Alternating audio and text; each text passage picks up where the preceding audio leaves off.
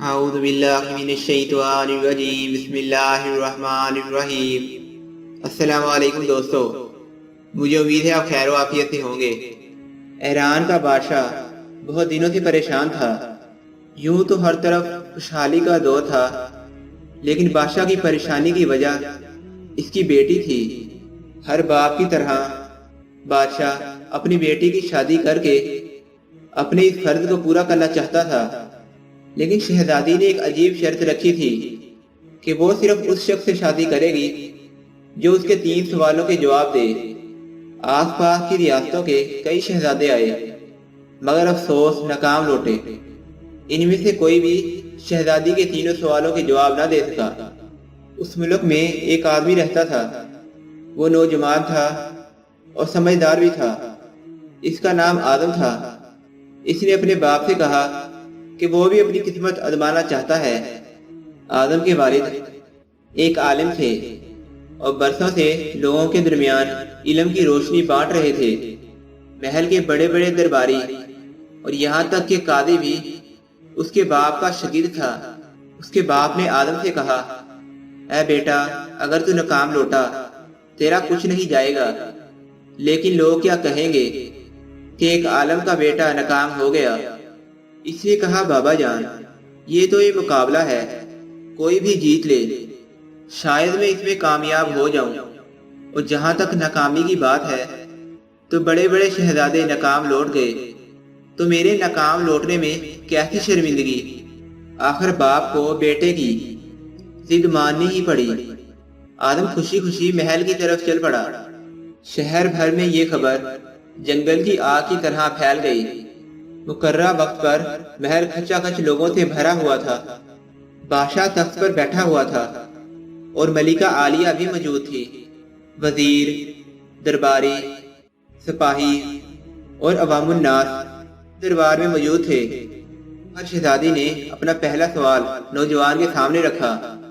شہزادی نے فضا میں اپنا ہاتھ بلند کیا اور اپنی شہادت والی انگلی سب کو دکھائی۔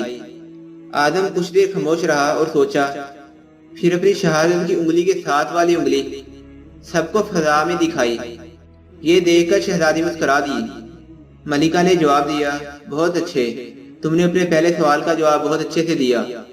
دوسرے سوال کے لیے شہزادی اپنی نشست سے اٹھی۔ اس نے ایک تلوار اٹھائی اور ہوا میں لہرانے لگی۔ کچھ دیر اس کو ہوا میں لہرانے کے بعد واپس آئی اور اپنی نشست پر بیٹھ گئی۔ بادشاہ سمیت ہر انسان کی نظر آدم پر تھی۔ آدم کھڑا ہوا اور اپنی جیب سے قلم نکال کر فضا میں بلند کر دی، شاباش اے نوجوان۔ ملکہ عالیہ کی آواز محل میں گونجی، تو نے یہ مرحلہ بھی کامیابی سے مکمل کر لیا۔ اس کے ساتھ ساتھ دربار مبارک ہو کی آواز سے گونج اٹھا۔ وہ 2 سوال کیا تھے، ان کے سوال کیا تھے، ان کے جواب کیا تھے؟ ہر شخص دربار میں موجود یہی سوچ رہا تھا، شہزادی نے کیا سوال کیا اور آدم نے اس کا کیا جواب دیا۔ سب اسی غور و فکر میں تھے۔ سب لوگوں کے لیے یہ ایک راز تھا۔ شہزادی نے تیسرا سوال کر ڈالا۔ وہ تیزی سے سیڑھیاں اتری اور تیزی سے واپس آ کر اپنی نشست پر بیٹھ گئی۔ یہ سوال کافی عجیب تھا۔ ہر طرف خاموشی تھی، لوگوں کی سانسیں رکی ہوئی تھیں۔ آخر آدم کھڑا ہوا اور اپنے دل پر ہاتھ رکھ کر شہزادی کی طرف دیکھنے لگا۔ مرحبا مرحبا اے نوجوان، مرحبا، بادشاہ کی آواز آئی۔ بادشاہ کی یہ بات سنتے ہی شہزادی محل کے اندرونی حصے میں چلی گئی اور سارا محل مبارکباد کی آواز سے گونج اٹھا۔ لوگ خوشی سے جھوم رہے تھے۔ آدم دل ہی دل میں اللہ کا شکر ادا کر رہا تھا کہ اللہ نے اسے یہ اعزاز بخشا۔ بادشاہ نے نوجوان سے پوچھا، تم نے ملکہ عالیہ کو اور مجھے مطمئن کر لیا، ابھی ایک بار یہ بھی بتا دو کہ تم سے کیا پوچھا گیا تھا اور تم نے اس کا کیا جواب دیا؟ تم نے ایک بھی غلط جواب دیا تو تمہاری گردن مار دی جائے گی۔ آدم پر اعتماد انداز میں کھڑا ہوا اور بولا، بادشاہ سلامت، شہزادی نے ایک انگلی دکھا کر پوچھا تھا کہ کیا تم اللہ کو مانتے ہو؟ میں نے 2 انگلیاں دکھا کر جواب دیا کہ اللہ اور اس کے رسول صلی اللہ تعالی علیہ وآلہ وسلم پر ایمان لانا تو اٹل ہے۔ بادشاہ نے کہا بہت خوب، ہم خوش ہوئے۔ اس کے بعد شہزادی نے تلوار لہرائی۔ اس تلوار لہرانے کا مطلب تھا کہ کیا اس تلوار سے بڑا کوئی ہتھیار ہے؟ تو میں نے اپنی قلم سب کو دکھائی کہ ہاں، یہ قلم تلوار سے بہت بڑا ہتھیار ہے، اس کا وار تلوار سے زیادہ گہرائی سے لگتا ہے۔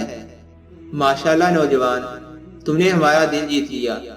بادشاہ نے کہا تم نے ثابت کر دیا کہ جاہ و جلال علم کی روشنی کے سامنے کچھ نہیں۔